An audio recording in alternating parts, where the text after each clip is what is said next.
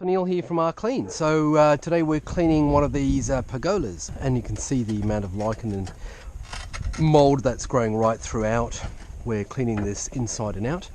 So this is the before naturally, and I'll keep you posted with progress. I'll show you the underside just now. The underside of the pergolas, you can see just a lot of cobwebs and dirt and grime in general underneath here. Naturally there's plastic finishes ends on both ends, so we'll have to use hot water to clean that.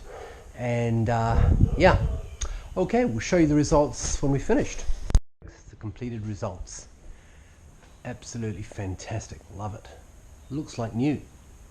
This is the beauty of products like this. When they're cleaned, they come up really well. We've also finished off with an external window clean on this property, and I'll show you what it looks like from the top side. So this is the top side here. So again, really good, really happy with the results. Most importantly, the customer is very happy.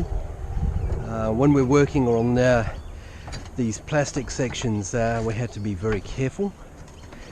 Good results. Here we go, folks. Hope you enjoyed the video.